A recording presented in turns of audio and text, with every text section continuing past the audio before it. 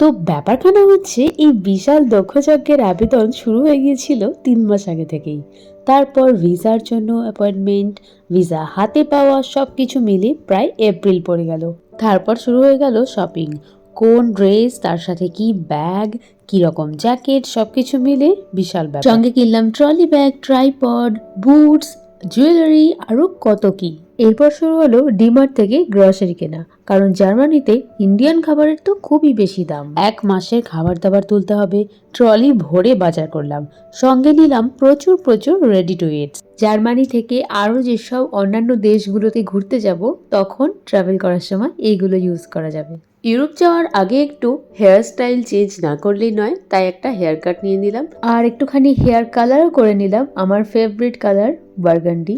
এরপরে বসে গেছি প্যাকিং করতে, কিন্তু কিছুই মাথায় আসছে না এতগুলো মালপত্র কোথায় কি করে একটা বড় ট্রলিতে ঢোকাবো। চিপস, কুরকুরে, ক্লায়েন্টসদের দেওয়ার জন্য মিষ্টি, এছাড়া রেডি টু ইট, আরও গ্রসারি আইটেম, সব কিছু মিলে এত বেশি কোয়ান্টিটি হয়ে গেছে যে আর হাফ পার্টি বাকি রয়েছে আমার জামা কাপড় ঢোকানোর। কোনো রকমে প্যাকিং করলাম আর যাওয়ার আগের দিন অফিস গিয়ে 500 ইউরো ক্যাশ কালেক্ট করলাম। Good morning. আমি একটু আগে ঘুম থেকে উঠলাম আর আমার এটা ভেবেই অদ্ভুত লাগছে যে কাল আমার মর্নিংটা হবে একটা অন্য দেশে, একটা অন্য টাইম জোনে, আর এমন একটা জায়গায় যেটা কাইন্ড অফ আমার যাওয়ার একটা ড্রিম ছিল। যে কোনো মেকানিক্যাল ইঞ্জিনিয়ারের এটাই ড্রিম হয় জার্মানি যাওয়ার, বিকজ জার্মানি হচ্ছে মেকানিক্যাল ইঞ্জিনিয়ারদের একটা বিশাল বড় একটা হাব।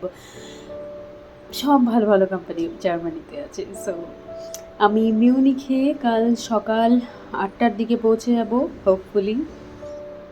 ট্রলি বন্ধ করা এখনও বাকি আছে। ট্রলি বন্ধ করা একটা বিশাল বড় টাস্ক, বিকজ আই থিঙ্ক আমাকে ট্রলির উপরে বসে চেপে তারপর বন্ধ করতে হবে। So let's do that. জার্মানিতে এখন টেম্পারেচার 10 ডিগ্রির মতো, তাই আমাকে অনেক সোয়েটার ক্যারি করতে হচ্ছে, তাই আরও ব্যাগ ভারী হচ্ছে। 3 hours later. হাই গাইস, আর মাত্র 2 ঘন্টা আছে। I am almost all set.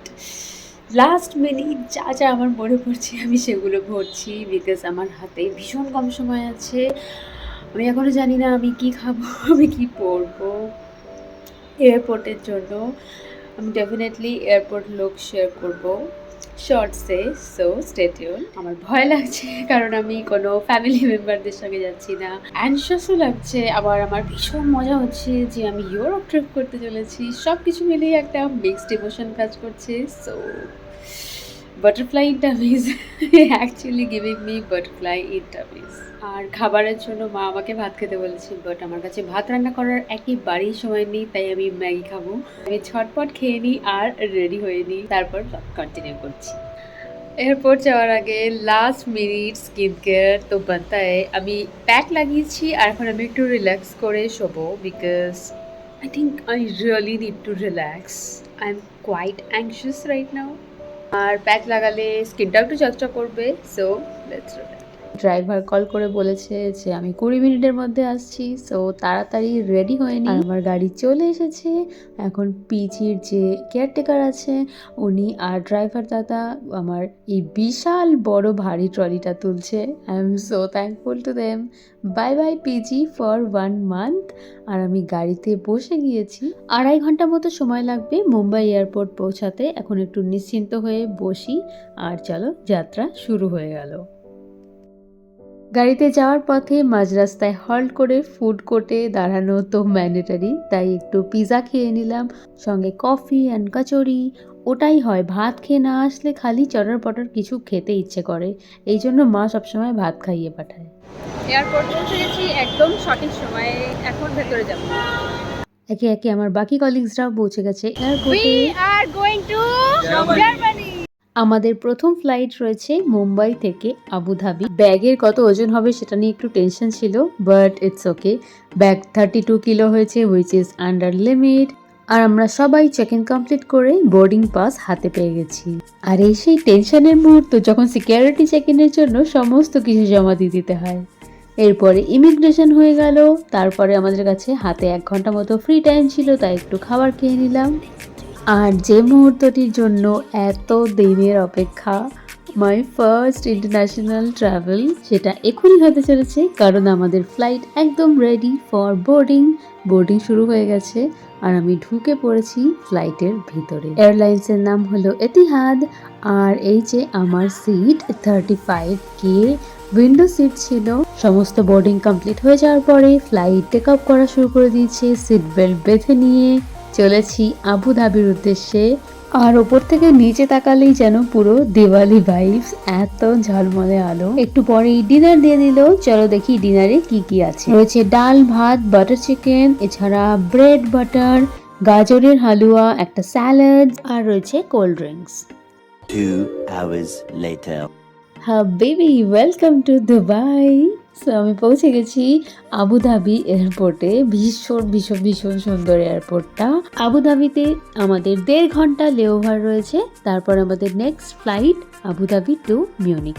By the way, Dubai এসে একটু সোনা ঘাটাঘাটি করবো না তা কি হয়, তাই এয়ারপোর্টে একটু সোনার দোকানে ঢুক মেরে নিলাম।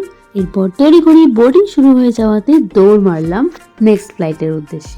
এখানে বালিশ, কম্বল, হ্যান্ড ক্রিম আরো কত কি দিয়েছিল। আর এটাতে ফ্রেন্ড সিরিজ অ্যাভেলেবেল ছিল, তাই দেখে ঘুমিয়ে পড়লাম।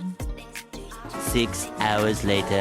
ওই যে বলেছিলাম নেক্সট মর্নিংটা অন্য একটা দেশে হবে। আমি পৌঁছে গিয়েছি জার্মানিতে, বাট আমি এখনও নামিনি, আরও 1 ঘন্টা বাকি রয়েছে। এখন ব্রেকফাস্ট দেওয়া শুরু হয়ে গেছে, তাই আমাদেরকে উঠিয়ে দিল। ঘুম থেকে উঠে তো প্রচণ্ড শীত লাগছিল, এত ঠান্ডা।